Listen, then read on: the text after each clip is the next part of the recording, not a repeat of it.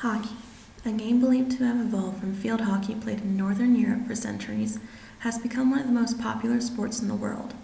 It started out in late 1800s in Montreal, Canada, and made its way to the Olympics and the US in 1924. The game is comprised of intense movements, speed skating across ice, and powerful athletes. The game itself requires agility, power in the legs and arms, speed and cardiovascular endurance, and a degree of flexibility. As such, proper tests should be performed regularly to evaluate the athletes properly throughout the year. Today we are looking at an intermediate hockey athlete looking to get onto his college team. The following tests should properly prepare him for his team's tryouts this year. The first test that we are going to look at is the Illinois Agility Test to test the athlete's agility. First, let's see a demonstration in the following video.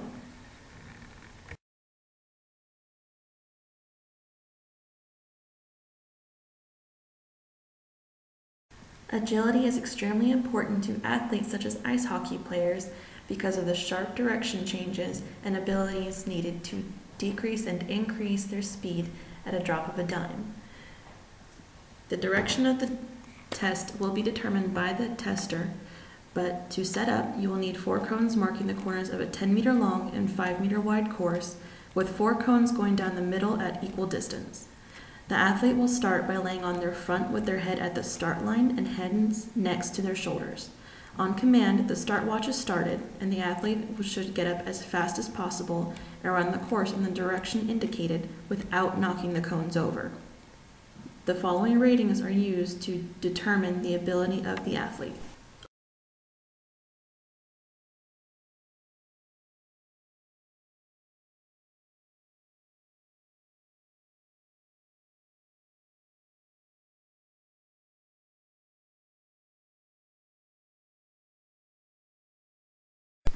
The next test is used to evaluate the lower leg's power of the athlete by doing the standing long jump test. The athlete will stand behind a line marked on the ground with feet slightly apart. A 2-foot takeoff and landing is used with swinging of the arms and bending of the knees to provide forward drive. The athlete should attempt to jump as far as possible and land on both feet without falling backwards. The distance from start line to where the subject lands is going to be measured. Power of the legs is extremely important in hockey players because they have to be able to propel themselves forward at high speeds after making sharp turns, so they can propel themselves and make sure that they reach the other side of the rink at high speed.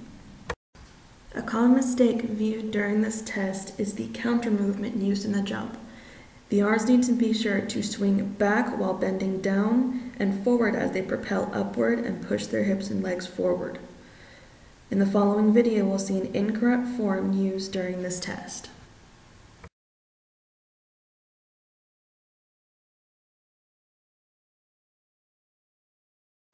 The next test will be used to evaluate the upper arm power of the athlete.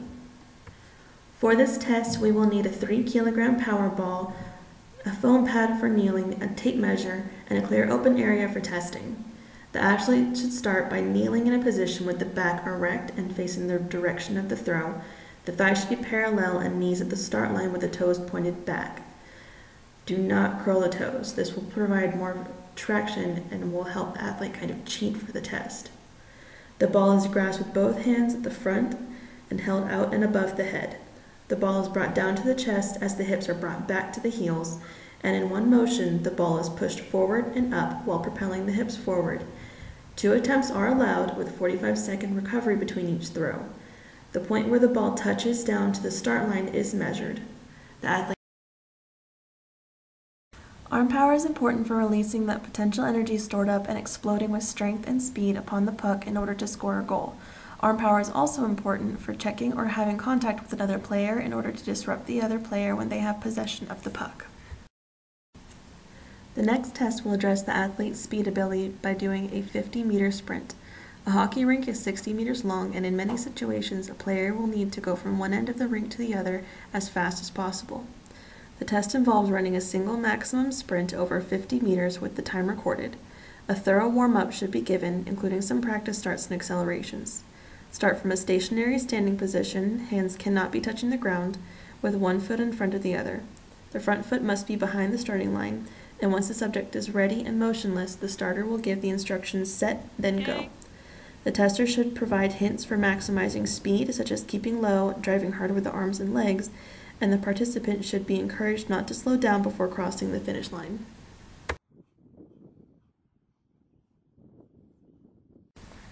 Common mistakes include the hands being too far apart in a 4-point stance, the front leg not being at a 90-degree angle, excessive weight being distributed to the arms, jumping on the first stride during takeoff, and not having enough leg extension on the push-off. Let's take a look at our athlete's takeoff. His overall form is good, however, he could have a longer leg extension during takeoff, and he could have sat lower to the ground.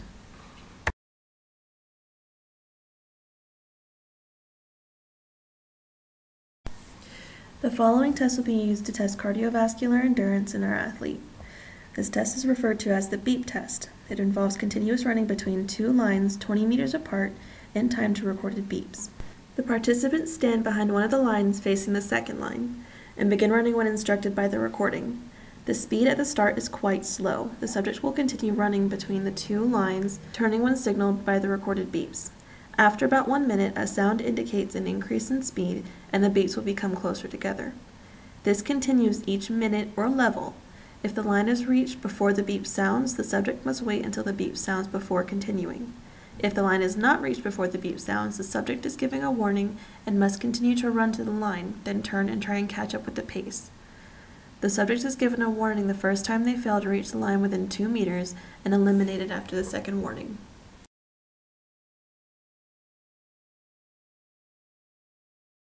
The multi-stage fitness test will start in 5 seconds. Ready.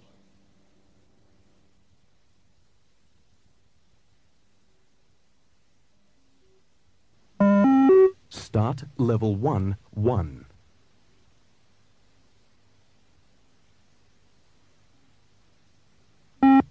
Level 1, 2.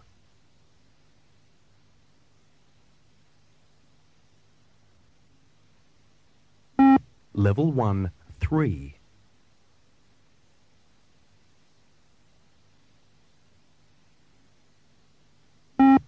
Level 1, 4.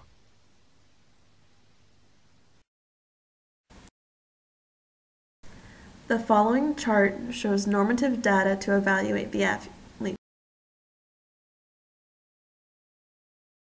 The following test will be used to evaluate shoulder flexibility. Shoulder flexibility in hockey players is important for having increased range of motion for manipulating the movement of the stick and is also important for shifting weight to one side to the other in order to increase the initial momentum in their speed. The test we'll be performing is the back scratch test. Start by standing with your right arm straightened up, bend your elbows so your hand hangs behind your head, and while keeping that arm stationary, reach behind you with your left arm so the palm is facing out and try to touch your middle fingers of both hands together.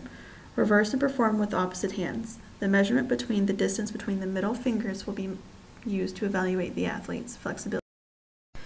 Common mistakes for the back scratch test include not reaching with your middle fingers for contact, not keeping your back straight while performing the test, grabbing the fingers to try and increase the range of motion, and the backs of hands are not flat against the back. The following chart includes normative data to evaluate the athlete with. The following test to evaluate hamstring flexibility is a sit and reach test. Hamstring flexibility is important because hockey players need to be able to change directions and maneuver quickly around other players. They need to be flexible and agile. Flexibility will help decrease the chance of injury. Okay, so sit it back straight. Put one hand on top of the other with your fingertips aligned and keep your knees flat to the ground. Reach forward as far as you can and hold for about 3 seconds. You want to try and reach past your toes. If you can't, it will be a negative measurement. Past, it will be a positive measurement.